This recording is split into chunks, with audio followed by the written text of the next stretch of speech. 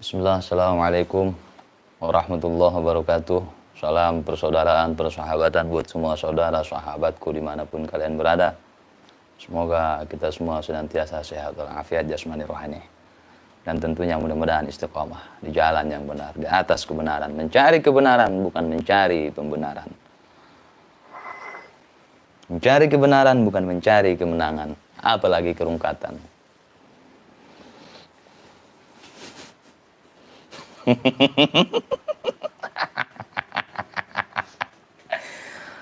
Habib Toha ngap.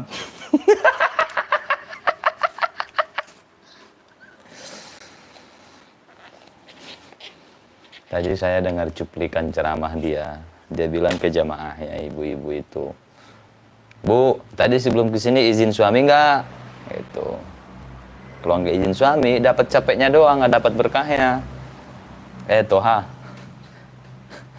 lu bersenggama dengan bini orang izin nggak?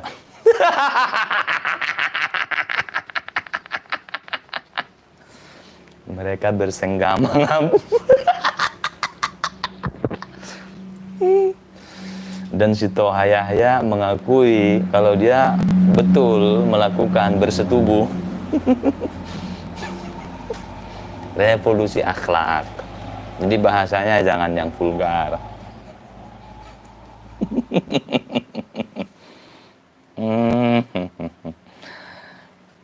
Dulu tiap ada isu kayak gitu, khususnya oknum-oknum Habib yang seperti itu ya, oknum ya, walaupun banyak.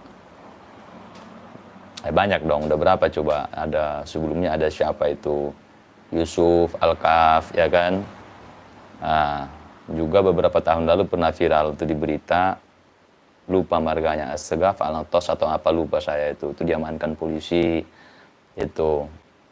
Terus yang sekarang ini biasanya paling mereka teriak fitnah, ulama itu selalu difitnah, apalagi keturunan Nabi kan gitu. Keturunan Nabi, entah Nabi mana.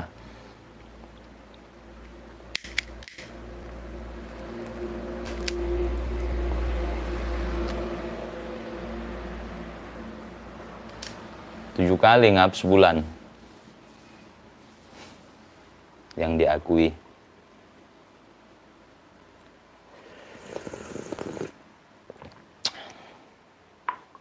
Enam kali di majelis ngap. 6 kali bersetubuh di majelis, bersenggama, berhubungan badan, berhubungan intim.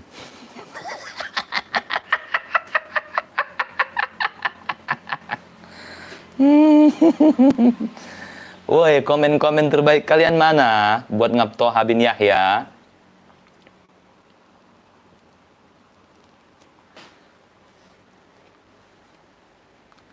Ya ikhwan, 7 kali yang diakui husnuzon aja, sama yang belum diakui. Ya Pak Muhammad Ridho, 7 kali yang diakui dengan perempuan yang ketahuan itu. Jadi husnuzon aja, mudah-mudahan yang tidak diakui nggak ada, dan dengan perempuan selain itu nggak ada, husnuzon aja ya. Katanya khilaf bang, khilaf ngap, parah. Di kontrakan suami dari yang bersangkutan pernah khilaf kok di rumah suaminya, khilaf.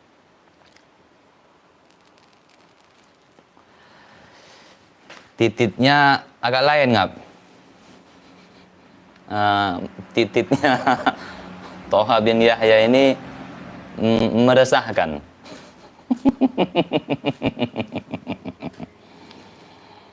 Tapi di sisi lain gimana ya? Saya nggak mau mencocok-cocok logikan ya. Saya nggak mau mencocok-cocok logikan karena itu kebiasaan mereka, khususnya budak gitu. Cuma apa kebetulan wallahu a'lam ya.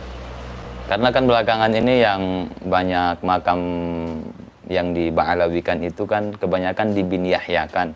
Nggak cuma di bin Yahya kan, tapi ke atasnya bin Toha bin Yahya. Habib Husain bin Toha bin Yahya, Habib Hasan bin Husain bin Toha bin Habib Hasan bin Toha bin Yahya, Habib Ahmad bin Toha bin Yahya, gitu-gitu kan, sampai di Ponegoro, Syekh Gajah Barong dan yang lain-lain. Semua itu ke atasnya bin Toha bin Yahya. Toha bin Yahya, Toha bin Yahya, Toha bin Yahya. Jadi mungkin karena udah kadung viral Toha bin Yahya ini ya, muncul Toha bin Yahya di zaman sekarang ya. Ngewe bini orang lain. Ngap, ngap.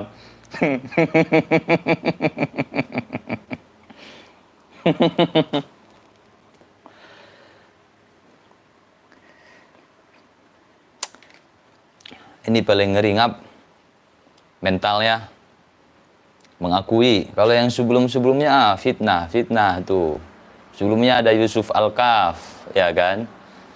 Itu sama juga, ngakunya difitnah. Ya, ngakunya difitnah. Terus, ada juga Fahim Megaddam. Gimana kabar si Fahim sekarang? Berapa tahun, ngap? Fahim katanya nggak ada melakukan itu fitnah. Bahkan bersumpah. Kalau terbukti dia siap jalan bugil dari Jember sampai Jakarta. Jongkok itu Fahim. Tidak mengakui. Setelah sekian lama proses. Ada lagi pengakuan bahwasanya itu katanya udah nikah Daud. Berarti kan melakukan. Melakukan kan? Nikah Daud. Kalau Toha bin Yahya ini yang bersenggama dengan bini orang lain ini, dia nggak bisa pakai alasan nikah Daud. Nggak bisa. Nggak berlaku alasan itu buat dia. Kenapa nggak berlaku? Gimana dia nikah Daud sama bini orang? Bini orang loh itu. Lu mau nikah Daud, mau nikah apa sama bini orang ya nggak bisa. Nggak bisa.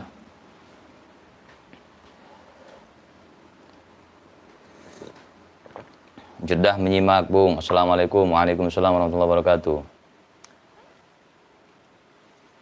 Apa ini, Tuan Takur? Bang Robito sudah mengakui belum kalau Toha bin Yahya bukan dari kalangan habaib? Saya menunggu info itu. Gimana tanggapan Robito? Apakah mereka akan mengatakan kalau itu bukan dari kalangan Ba'alawi, itu Habib palsu, gitu kan? Biar saya ketawai.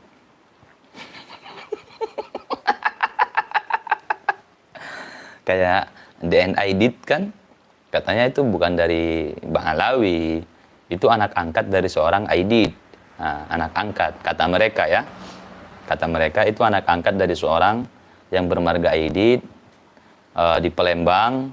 Kemudian mereka mengambil anak ini menjadi anak angkat. Setelah besar, anak ini memakai Aiditnya, padahal dia bukan Aidit. Versi mereka seperti itu, versi mereka. Tapi versi keluarga DNA Aidit sendiri nggak seperti itu. Masa mereka lebih tahu? Dan karena itu termasuk salah satu nama yang populer, pernah membuat sejarah, walaupun ya bukan positif di negara kita, otomatis kan data dia semua ada, sejarahnya ada, negara mencatat itu. Gitu. Dan tidak seperti itu, tidak seperti yang mereka sampaikan.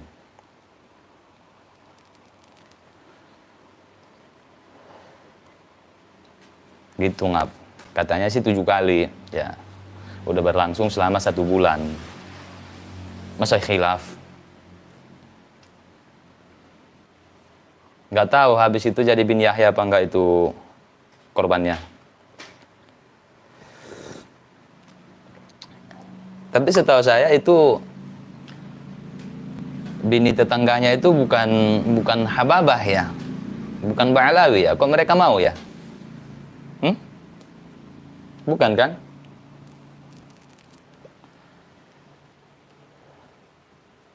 Apa ini? Hormati gurumu, sayangi teman, itulah tandanya kau murid budiman. Oh, enggak gitu juga lah. Hormati guru tetap, hormati guru, muliakan, tapi enggak kayak gitu juga. Enggak harus ngangkang ke guru.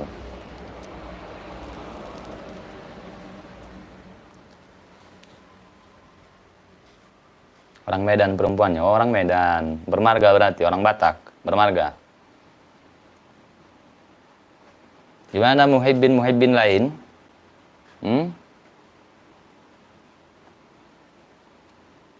Lagi siaga 1 kalian?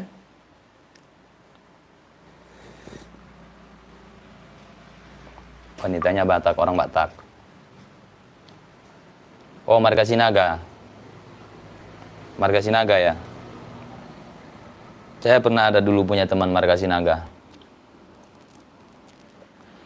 Teman saya orang Batak banyak. Banyak. Marga Sinaga, Simarmata, ya, banyak lah pokoknya itu. Sitorus.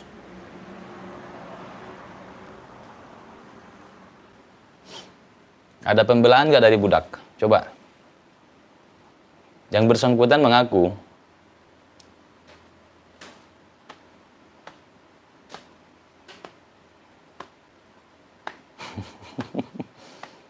Bukan Simarmata. Yang ada teman saya dulu. Waktu SD marga Simarmata ada, namanya Wilson Simarmata. Jadi kalau masalah toleransi, kita dari kecil luar biasa toleransinya, karena kita hidup berdampingan dengan orang non-muslim, dengan orang Kristen ya.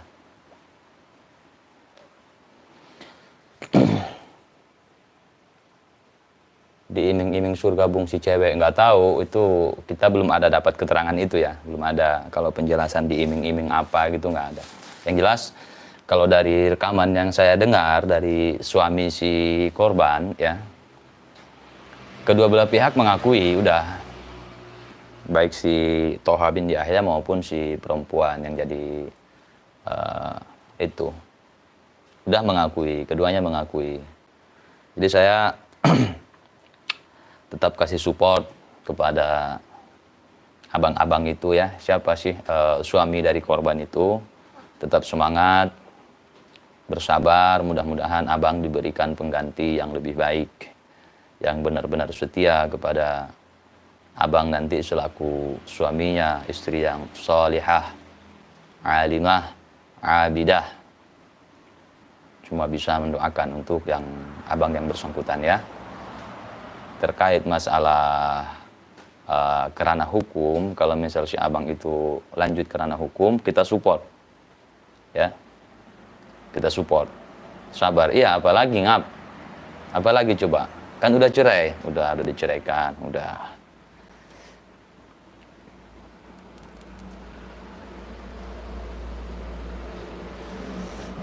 Semoga dapat pengganti yang lebih baik, dan kedepannya ya ini jadi pelajaran bang ya. Kalau masalah yang saya dengarkan di rekamannya itu yang diputar sama Bang TIJ, katanya sampai mau gelap mata, pengen menghabisi keduanya segala macam. Jangan sampai bang ya. Jangan sampai. Seandainya lanjut kerana hukum ya lanjut, kita support supaya ada efek jera. Nah, dan kepada pihak aparat yang berwajib, seandainya lanjut kerana hukum, kami mengapresiasi, mensupport supaya diproses secara hukum yang berlaku di negara kesatuan Republik Indonesia. Gitu.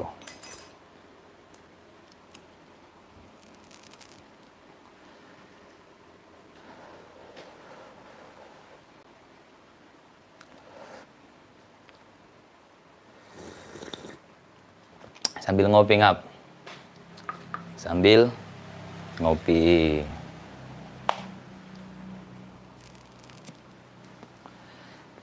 Itu sungguh-sungguh tindakan yang sangat keji ya. Bukan keji, apa sih? Bejat. Biadab itu. Di majelis loh. Di majelis ngap. Udah kayak judul-judul sinetron aja ya. Ku bersenggama dengan bini tetanggaku di majelisku. Gitu-gitu kan. Di majelis bro. Itu tempat mulia. Tempat mulia.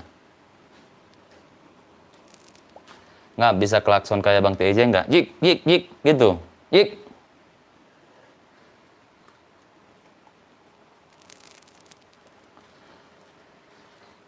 Jadi buat para muhibbin, malam ini kalian saya muliakan, tidak saya panggil budak, kecuali saya lupa ya.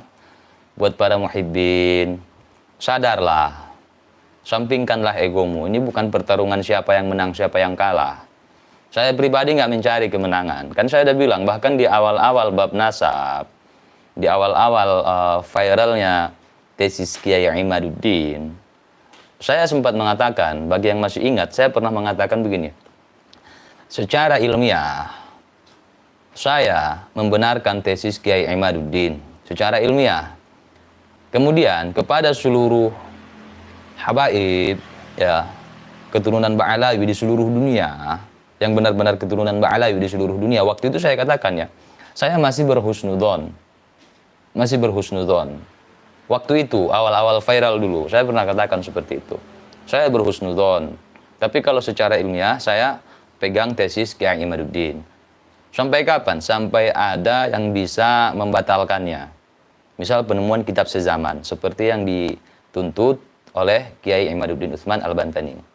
Nah, kitab nasab atau kitab tarikh di abad keempat misal, atau yang mendekati di abad kelima dan seterusnya.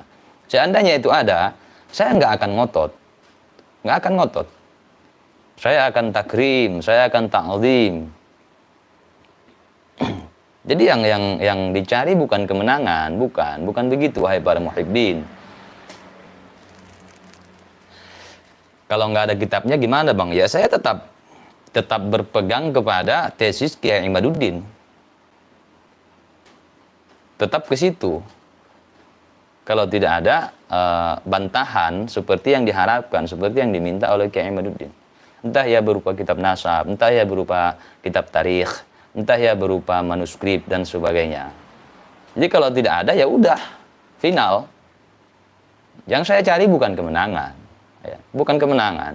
Dan saya yakin Kiai Imad pun tidak mencari kemenangan. Bahkan beliau bilang kan, seandainya bisa menghadirkan kitab nasab sezaman, kitab tarikh, ataupun manuskrip, bahkan seandainya itu semua nggak bisa, tapi berani tes DNA, ya. Setelah tes DNA dan hasilnya positif dari keturunan Rasulullah Shallallahu Alaihi Wasallam, maka Kiai Imad pun taslim. Itu disampaikan loh, di tulisannya ada. Saya juga begitu. Kiai Imad siapa saya nggak kenal, walaupun dulu kita pernah di ormas yang sama dulu waktu zaman jahiliyah ya, dulu. Tapi saya nggak kenal, nggak pernah ketemu karena kita beda wilayah, beda daerah, gitu. Kalau masalah perasaan kalian, wahai para muhibbin, saya mengerti perasaan kalian. Kalian sangat tidak bisa menerima itu, tapi itulah kenyataan, bro. Itu kenyataan. Itulah kenyataan. Jadi, na'udzubillah, jangan sampai bagian dari kalian, wahai para muhibbin, jadi korban yang seperti ini. Jangan sampai. Jangan sampai. Dan kalau tanda-tanda yang sangat real, ya, selain perkara ilmiah, kita bisa ngambil kesimpulan dari perkara lain, ya. Kita bisa ngambil kesimpulan dari perkara lain selain dari bab ilmiah ini. Misalnya apa? Di Kalimantan, di mana itu yang kemarin? Di daerah-daerah Banjar ya. Seorang guru, ustadz yang dipersekusi kan, gara-gara bikin story WhatsApp. Intinya dia tidak percaya kalau Ba'alawi keturunan Nabi. Dipersekusi nggak? Dipersekusi, harusnya itu nggak perlu. Misal Anda masih ada sambung nasab dengan Rasulullah Shallallahu Alaihi Wasallam, kemudian orang lain tidak mengakui, ya slow aja. Yang real itu nggak butuh pengakuan dari orang lain. Kalau butuh pengakuan dari orang lain, berarti Anda nggak real, berarti nasab Anda nggak asli. Tidak asli, tidak sahih. Karena harus diakui oleh orang lain. Nah, itu kejadian kan di Banjar itu. Lupa saya nama orangnya siapa, ada yang ingat nggak? Nama orang yang dipersekusi itu, disuruh klarifikasi. Coba ada yang ingat nggak siapa namanya itu, tuan guru siapa itu? Beberapa hari lalu saya lihat beritanya itu. Iya, seolah memaksa untuk percaya.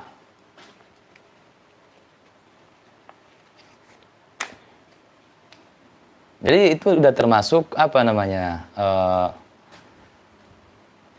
Salah satu cara yang bisa kita lihat selain dari tesis ilmiah Kiai Imaduddin. Satu. Yang kedua, pengajian peringatan Maulid Nabi Muhammad SAW beberapa hari lalu di Bekasi yang diisi oleh Kiai Imad dibubarkan, bro.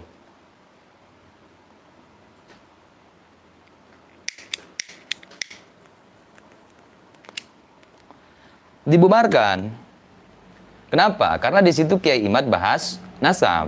Ya harusnya slow aja sih. Ya kan? Slow aja. Jangan melakukan aksi-aksi pembungkaman. Ya.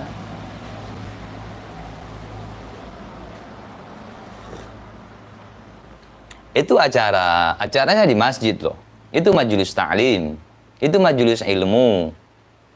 Itu majelis mulia. Nah, kalau misal tidak setuju dengan narasinya, ya bantah. Kalau misal kalian merasa narasinya itu fitnah, ya laporkan, selesai kan? Tapi dengan melakukan cara-cara premanisme, itu berarti nihil argumen.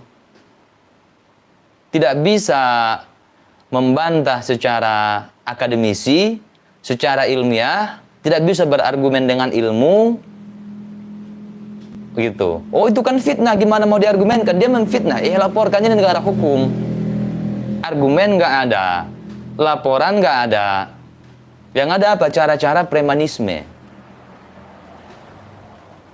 Nah terus saya dengar-dengar ada isu juga, katanya kalau misal si Imad cuma mengkuar-kuarkan tidak percaya kalau Habib itu keturunan Nabi, kami nggak masalah. Tapi kami nggak terima dikatain keturunan Yahudi. Ya udah laporkan. Laporkan. Kalau perkaranya Kiai Imaduddin menyampaikan bahwasanya Ba'alawi ini secara ilmu genetika, secara ilmu DNA sama dengan Yahudi dan kalian nggak terima, laporkan, ini negara hukum. Makanya tes DNA. Makanya tes DNA biar kelihatan.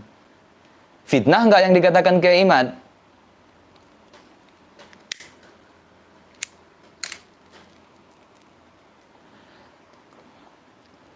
Begitu, laporkan dong. Kan negara hukum. Nah, dan kalau alasan kalian tidak setuju dengan Kiai Imad, ini buat yang nggak terima ya. Misal, kami kalau masalah dikatain nasab terputus ke Nabi, oke lah, kami masih terima, nggak apa-apa. Karena kami nggak butuh pengakuan dari si Imad, misalnya. Tapi dikatain keturunan Yahudi, itu kami nggak terima. Ya udah, kalian demo itu Ahmad Dhani. Kalian laporkan itu Ahmad Dhani. Berani nggak kalian? Ahmad Dhani mengatakan, tahun ini bulan yang lalu, Ahmad Dhani mengatakan kalau dia dari keluarga ibu adalah Al-Habsyi. Sedangkan 17 tahun yang lalu, Ahmad Dhani mengatakan bahwa dirinya dari keluarga ibu adalah Yahudi. Berani nggak kalian? Dengan kata lain, Al-Habsyi itu Yahudi. Berani kalian?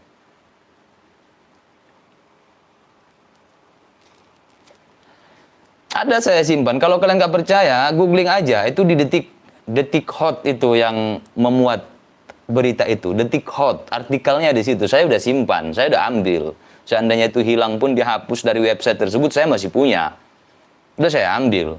Tahun 2006, Ahmad Dhani melakukan konferensi pers di hadapan wartawan Malaysia. Nah, ada pengakuan di situ bahwa dia memiliki darah Yahudi dari keluarga sebelah ibu. Sebelah ibu.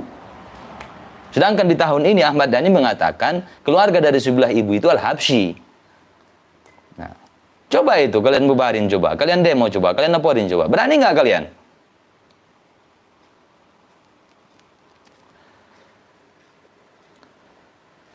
Keren kan?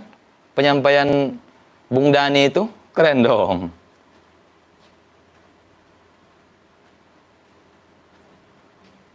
Nah harusnya kalian wahai para muhibbin, mumpung saya belum hilaf manggil kalian budak ya.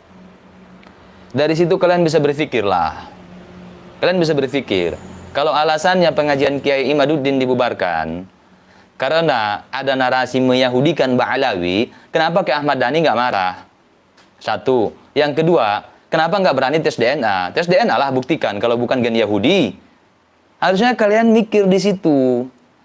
Tapi kalau model-model si Bahar ya, Seandainya pun tes DNA, saya tidak percaya kalau gen dia dengan gen Ba'alawi sama. Nggak percaya. Nggak percaya. Tapi kan dia bin Ali bin Sumaid. Mana foto yang sampai sekarang sama Habib Ali bin Sumaid itu mana? Udah berapa lama kita minta? Mana?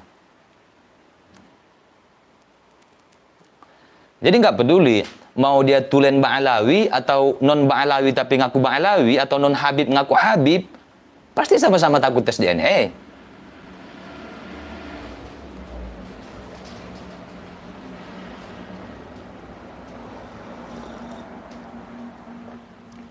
Betul, Bung. Betul, tahun 2006 bareng sama kasus lambang logo grupnya. Ya, saya kalau masalah isu-isu Yahudi dalam diri seorang Ahmad Dhani, ya, itu sudah bukan rahasia umum lagi, bro. Dan kita nggak membenci Yahudinya. Enggak. Kan saya sering sampaikan, kita lahir dari rahim siapapun, itu bukan pilihan kita, itu bukan pesanan kita. Bahwasanya saya lahir dari seorang ibu yang sukunya Mandailing, ayah saya Mandailing, itu bukan pilihan saya, bro. Nah, dan Dhani juga di situ menyampaikan, di konferensi pers tersebut menyampaikan, tidak semua Yahudi itu jahat dan tidak semua umat Islam itu baik. Betul, betul, itu saya apresiasi itu. Tidak semua Yahudi itu jahat, betul, dan tidak semua orang Islam itu baik, betul, betul. Nah, itu kenapa nggak diusut sama geng Ba'alawi ini? Dhani kenapa nggak diusut itu? Kenapa nggak ditindak? Kenapa nggak dilaporin? Kenapa nggak didemo dan sebagainya? Kenapa? Secara tidak langsung Dhani di situ meyahudikan Ba'alawi loh. Meyahudikan Ba'alawi. Beberapa tahun lalu mengatakan keluarga sebelah ibu Yahudi, kemudian beberapa tahun kemudian mengatakan keluarga sebelah ibu Al-Habsyi. Al-Habsyi kan Ba'alawi. Nah, saya Ahmad Dhani kenapa tidak dipanggil Habib? Karena ibu saya Al-Habsyi menikah dengan seorang yang bukan Habib. Kata Ahmad Dhani, berarti ibunya Ba'alawi menikah dengan Ahwal. Ya kan? Menikah dengan laki-laki yang bukan Ba'alawi. Makanya saya tidak dipanggil Habib. Kata Dhani gitu kan? Berarti ibunya Ba'alawi. Yang dulu dia bilang ibunya Yahudi. Berarti Ba'alawi itu Ya udah. Gitu, saudara. Dan yang memiliki gen Yahudi dari kalangan artis, ya bukan cuma Dhani aja, googling aja ada di tokoh-tokoh kita ada kok selain Ahmad Dhani, yang artis mau yang tokoh ada, dan nggak masalah, nggak masalah. Tapi manakala ada yang bukan keturunan Nabi, ngaku sebagai keturunan Nabi, nah itu masalah dong, itu udah masalah umat dong, iya nggak? Karena Nabi Muhammad SAW itu bukan milik keluarganya saja, bukan milik Ahlul Bait saja, bukan milik bangsa Arab saja. Karena Nabi diutus bukan untuk keluarganya, ya, bukan untuk bangsa Arab, bukan untuk suku Quraisy, tapi rahmatan lil alamin. Begitu. Jadi malam ini saya mengajak kalian, wahai para muhibbin, ya, yang katanya muhibbin, ayolah berpikir cerdas.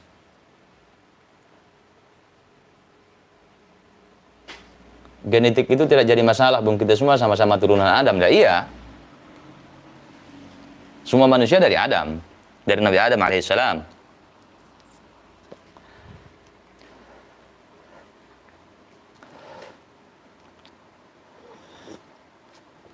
Jadi nggak usah ngotot-ngototan dah para muhibbin, ya. Saya tidak mencari kemenangan, tidak.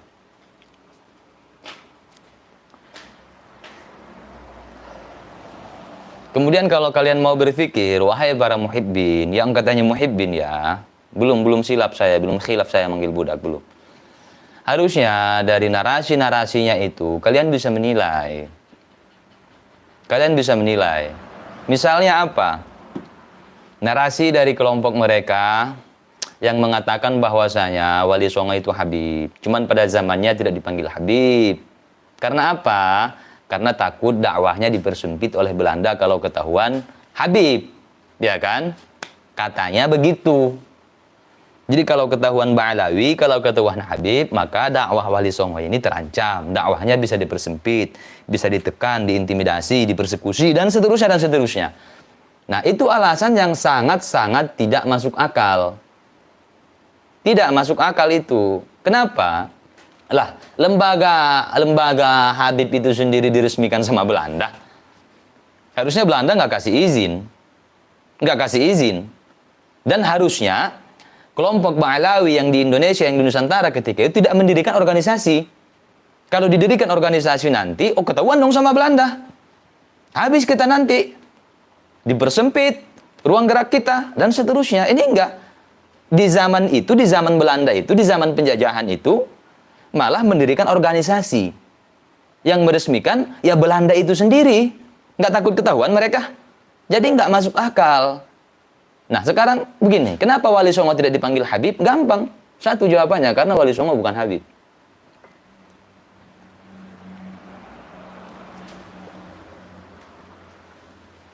Gampang kan? Itu. Jadi harusnya kalian mikir itu, mikir. Oh kemudian kalau dikatakan, waktu itu kan persenjataan tidak lengkap. Kalau seandainya melawan ke Belanda, maka akan kalah, akan musnah, akan binasa. Maka mau tidak mau Habib Utsman bin Yahya berstrategi. Berstrategi tidak seperti itu. Dan jangan bilang, karena waktu itu ada komen-komen saya lihat, narasinya di zaman itu persenjataan kita belum ada, ya cuma pakai senjata tajam, sajam dan sebagainya, dan nggak akan menang. Kata siapa? Nggak ada bro. Ada. Terus dia bilang jangan samakan dengan Aceh. Aceh itu langsung di bawah naungan Turki Utsmani gitu. Oke, saya jawab ya. Jangan kita samakan wilayah-wilayah di Nusantara dengan Aceh. Oke, tentang peralatan perangnya. Oke, setuju saya. Di Sumatera Barat ada Tuanku Imam Bonjol yang melakukan perlawanan, Panglima Perang Padri. Itu bukan Aceh ya? Bukan. Di Sumatera Utara ada Tuanku Rao. Itu bukan Aceh. Di Riau ada Tuanku Tambusai. Itu bukan Aceh. Mereka punya bedil, bro. Mereka punya bedil. Jadi alasan itu tidak masuk akal. Tidak masuk akal. Itu bukan argumen, itu ngeles.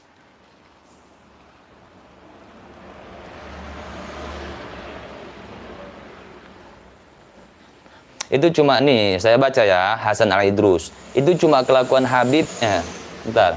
Itu cuma kelakuan segelintir Habib saja, Bung. Ada Habib yang betul lurus. Ini bukan perkara kelakuan Habibnya lurus atau enggaknya, bro. Tapi perkara nasab.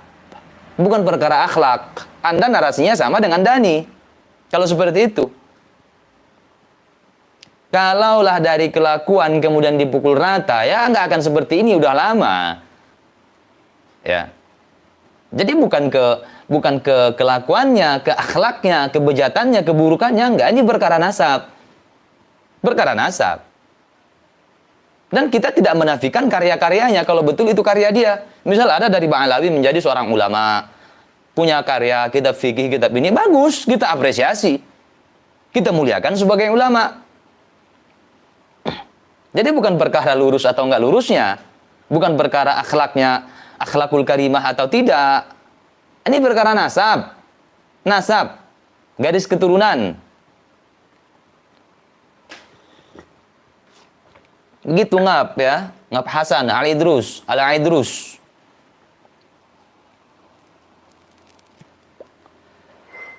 Misal ada dari kalangan Ba'alawi, Imam Haddad dengan karya-karyanya, kitab-kitabnya. Kita tetap apresiasi sebagai ulama. Begitu. Jadi narasi Anda sama dengan narasi Ahmad Dhani. Katanya, oh karena ada yang tegas ini segala macam. Lah kan Sayyidina Ali juga tegas. Dan nggak semuanya harus tegas, katanya gitu. Ini bukan perkara tegas atau tidak tegas. Kalau cuma perkara tegasnya, kalau ada yang tegas dalam melakukan nahi munkar, kemudian dikatakan keturunan Sayyidina Ali, gimana dengan Sayyidina Umar? Emang Sayyidina Umar bin Khattab tidak tegas? Nah, kemudian kata Dhani juga, kalian tahu Sayyidina Ali matinya gimana? Sayyidina Hasan gimana? Sayyidina Husain gimana? Ada yang diracun, bahkan ada yang dipenggal. Karena apa? Karena menyampaikan kebenaran. Itu nggak jadi patokan nasab. Nggak jadi patokan nasab. Lihat dong di peperangan zaman Nabi. Sahabat-sahabat yang gugur di medan Uhud. Apakah itu keturunan Nabi? Ya, sahabat Nabi, jelaskan. Nah, lihat Sayyidina Umar. Waktu sholat subuh kan?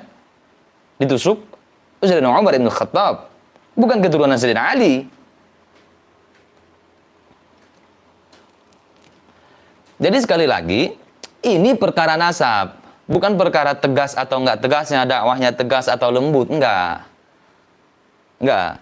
Banyak kok yang bukan Alawiyin. Saya nggak bilang Bani Ba'alawi ya, tapi Alawiyin. Alawiyin dengan Ba'alawi beda. Kalau Bani Alawi atau Ba'alawi, Bani Alawi disingkat menjadi Ba'alawi, keturunan dari Alawi bin Ubaidillah.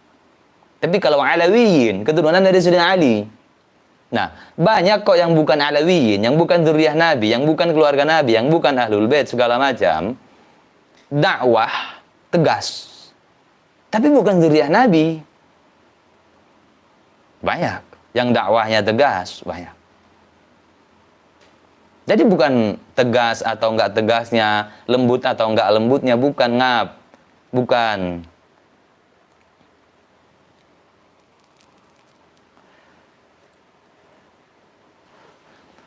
Norma, jangan spam dong. Iya, saya baca komenmu tai. Iya, emang tai itu. Toha bin Yahya yang bersenggama dengan bini orang lain itu.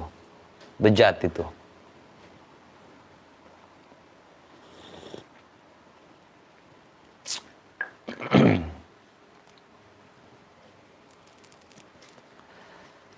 Udah paham ya? Hasan al-Idrus, udah paham ya? Jadi kita nggak ngebahas masalah akhlaknya kayak gini, nggak mungkin keturunan Nabi akhlaknya kayak gini. Enggak. Yang bukan keturunan Nabi juga banyak kok yang akhlaknya bagus, santun, lemah lembut. Yang tidak keturunan Nabi ada juga yang tegas. Ada, itu kembali ke pribadi masing-masing. Yang kita bahas nasab. Nasab. Kalau masalah akhlaknya baik, kalau masalah akhlaknya bagus, itulah ajaran Islam. Itulah ajaran yang disampaikan oleh Nabi Muhammad sallallahu alaihi wasallam. Wa ma bu'itsu innama bu'itsu liutammima makarimal akhlaq. Jadi ajaran itu akhlak yang sempurna, akhlakul karimah, akhlak yang baik segala macam itu diajarkan oleh Nabi bukan cuma kepada keluarganya, tapi kepada umatnya. Kepada umat, bukan cuma kepada keluarga, bukan ke kalangan Quraisy saja, bukan cuma kepada bangsa Arab saja, bukan cuma kepada orang-orang di Timur Tengah saja. Bukan. Tapi lil alamin. Wa ma arsalnaka illa rahmatan lil alamin. Begitu. Ngap, ya.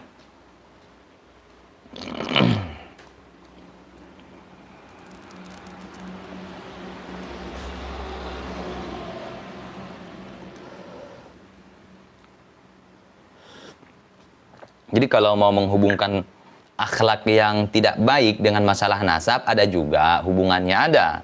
Tapi orang-orang yang menafikan nasab Ba'alawi, khususnya Kiai Imaduddin lewat tesisnya, dia menafikan bukan berdasarkan akhlak, bukan. Tapi kalau misal dibilang awal curiga berdasarkan akhlaknya nggak baik, akhlaknya nggak bagus, kemudian muncul kecurigaan, itu saya benarkan. Itu saya benarkan, dan itu bukan cuma Kiai Imad, saya rasa.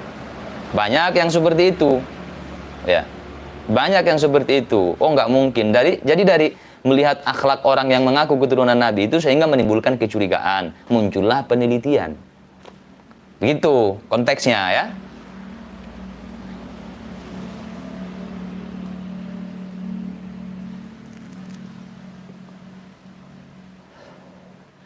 Semoga cepat sadar, Lubis. Saya alhamdulillah sudah sadar. Alhamdulillah.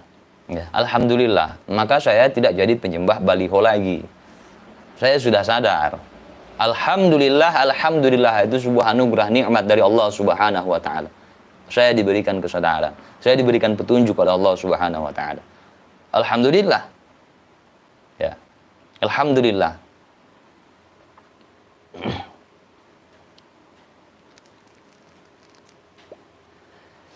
Ada Cebol bin Buncit komen pakai akun bodong? Ada dong. Mana berani dia komen pakai akun asli? Beraninya gini. Gini di kamar mandi. 5 tangkap 1, 5 tangkap 1, tangkap. Kocok ngap, kocok. Ah, anak cangkul, anak cangkul.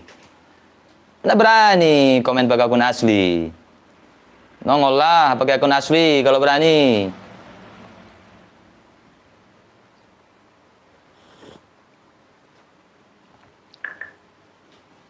Jadi kalau dibilang sadar, alhamdulillah saya sudah sadar.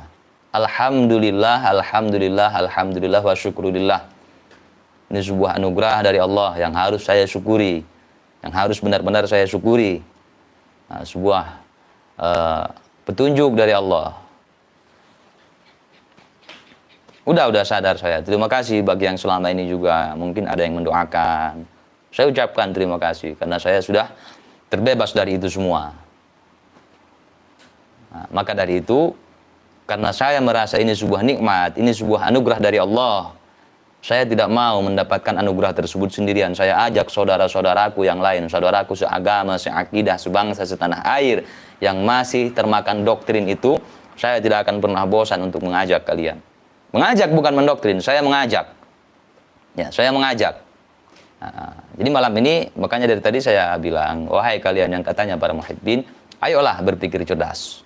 Berpikir cerdas. Nah, izin pamit ngap, siap. Siap. Kita berpikir cerdas.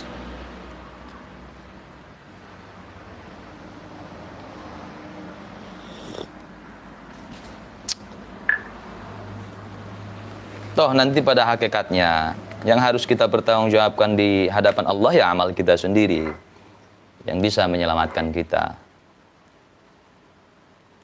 yang jadi penolong bagi kita. Manusia mati itu masih ada keluarganya di sekelilingnya, masih ada harta bendanya, dia masih dalam rumah mewahnya segala macam, tapi begitu diantarkan ke liang lahat, jenazahnya ke liang lahat, ruhnya ke barzakh, dimasukkan ke dalam liang, ditimbun, ditutup, semua pergi meninggalkan dia. Kerabatnya, keluarganya, anak istri, semuanya meninggalkan dia. Hartanya nggak ikut menemani dia. Wa yabqa wahidun. Yang kekal cuma satu. Bukan nasabmu yang menolongmu. Yang kekal nanti menemanimu cuma satu. Amalmu. Entah ya amal baik, entah ya amal buruk.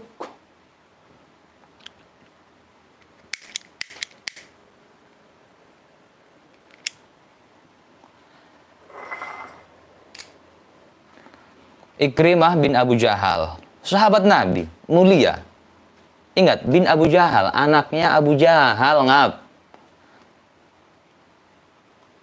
Anaknya Abu Jahal. Tapi ikut ajaran Nabi. Dia bersyahadat. Setelah Fathu Makkah, masuk Islam, beramal soleh, mulia, sahabat Nabi dia.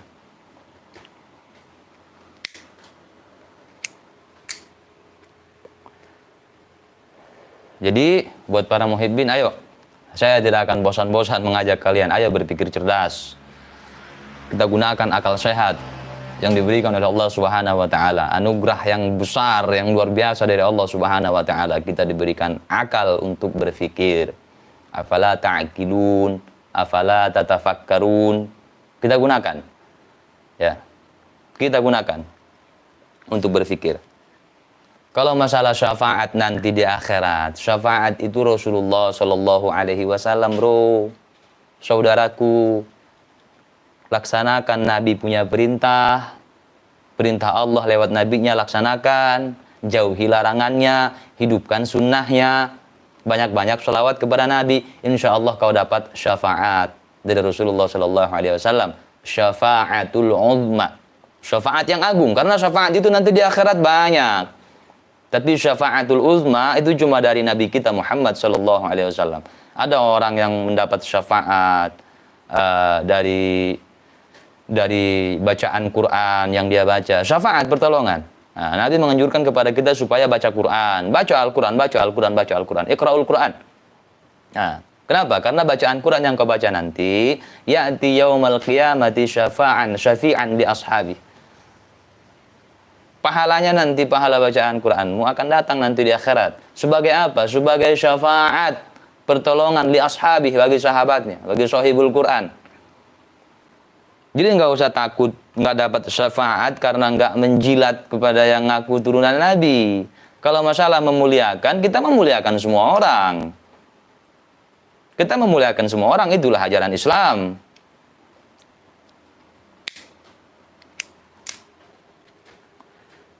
Itu salah satu syafaat. Iqra'ul Quran, baca Al-Quran, innahu ya'ti yaumil qiyamati. Nanti bacaan Quran akan datang di hari kiamat kepadamu sebagai syafaat. Nah, syafaat juga kan? Nah, cuman syafaat yang kita sangat-sangat harapkan, syafaat yang agung, syafaat yang sangat luar biasa, syafaatul uzma dari Rasulullah. Begitu. Oh, tapi gimana mau dapat syafaat dari Nabi sedangkan anak cucunya kau sakiti? Siapa yang menyakiti anak cucu Nabi? Tidak percaya kepada Ba'alawi sebagai keturunan Nabi itu tidak menyakiti, bro. Karena kita berdasar secara ilmiah. Tidak percaya bukan berarti membenci. Tidak ada yang membenci. Itu narasi, itulah narasi-narasi sesat yang mereka bangun. Gitu. Itulah narasi-narasi sesat yang dibangun. Misal kayak yang disampaikan siapa itu Ustadz Yahya yang sering dipanggil Buya Yahya Cirebon itu Al-Bahjah. Lebih baik salah mencintai daripada salah membenci. Lebih baik salah mencintai. Lah, berarti dia mengakui kan salah mencintai? Dan kalau tidak mencintai bukan berarti membenci. Selesai.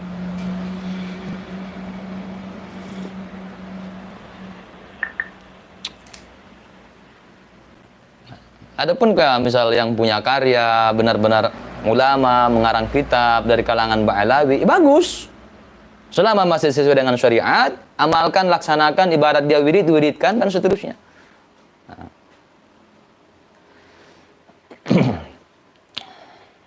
Saya ada beberapa orang, bukan santri, teman lah, bisa dibilang teman lah itu, setelah bermasalah seperti ini, kisruh permasalahan nasab segala macam, ada yang bertanya, ini gimana? Yang dulu pernah kau sampaikan, bukan ajarkan ya, yang pernah kau anjurkan supaya diwiridkan, supaya dibaca, rotibain, wirdus sakron, segala macam yang dari Ba'alawi gitu kan, lanjutkan, rutinkan, nggak ada masalah ke situ, saya bilang gitu, nggak ada masalah. Nah, kita nggak ngebahas, kita nggak mempermasalahkan masalah keilmuan, tapi ini masalah nasabnya.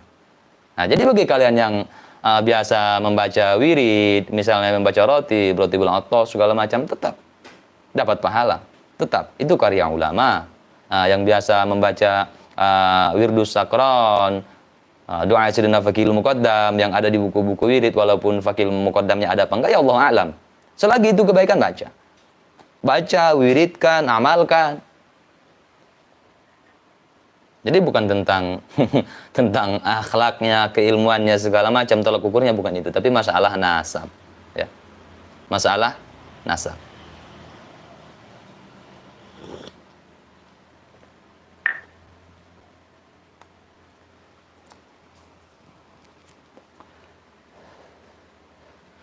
Jelas ngap?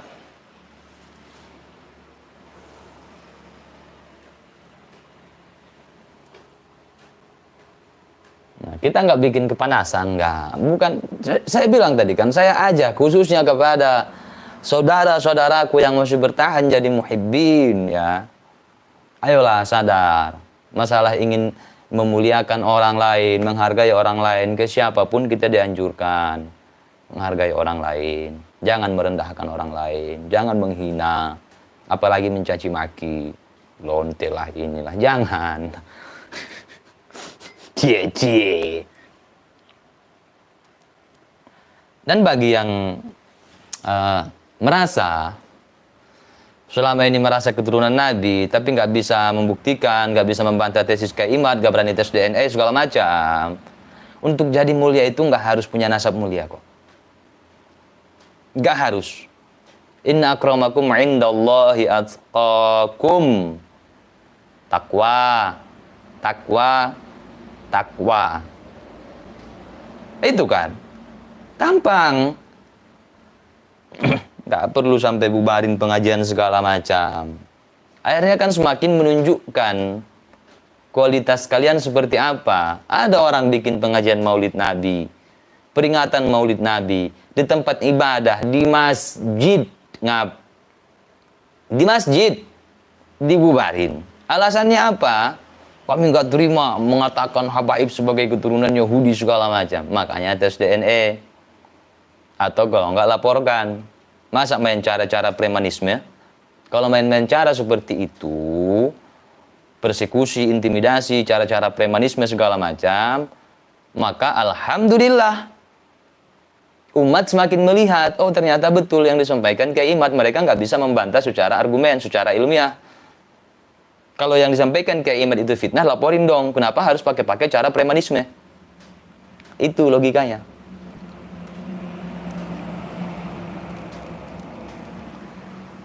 Jadi kan nggak bisa main secara ini, main fisik kan? Itu kan udah mengarah ke main fisik itu. Kok seperti itu?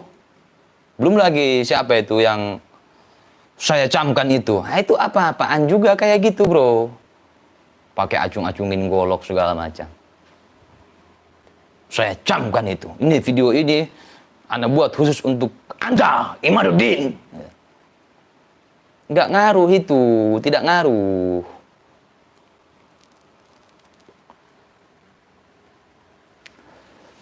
Dan khusus untuk Kiai Imaduddin Utsman, alhamdulillah, lanjutkan, semangat terus, maju terus, jangan pernah takut, jangan pernah mundur. NU Borneo, zina muhsan, apa hukumannya bang? Itu dirajam sampai mati kalau dalam syariat Islam.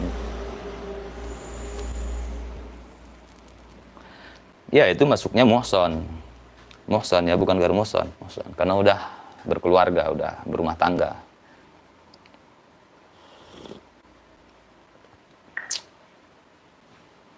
Jadi jangan main ancem-ancem, jangan main persekusi, ya itu akan semakin menunjukkan kualitas kalian, ya bahwasanya kalian tidak bisa bermain di ranah akademisi, kalian tidak bisa berargumen, kalian tidak bisa main di ranah ilmiah, dan kalian tidak bisa bermain di wilayah hukum Negara Kesatuan Republik Indonesia.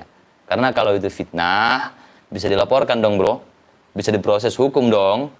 Nanti bisa kena ujaran kebencian, segala macam. Bisa. Kenapa tidak bikin seperti itu? Ya karena nggak ada delik kan. Yang disampaikan kan bukan fitnah. Maka keluarlah cara-cara radikal, cara-cara premanisme segala macam. Bentar, Muhammad Ridho. Kasus Toha bin Yahya polanya sangat mirip dengan kasus Fahim. Toha di majelis sholawat, Fahim di ruangan hafalan. Ya. Tahsin apa itu? Apa? Setor hafalan atau apa itu? Fahim waktu itu. Luar biasa ya. Fahim. Kalau Fahim kan udah lama saya bahas itu. Walaupun dia bersumpah, saya tidak percaya kalau model Fahim. Karena saya sudah pengalaman dengan si Fahim. Dan itu udah sering saya sampaikan. Rekaman telepon saya dengan Fahim sampai saat ini masih saya simpan.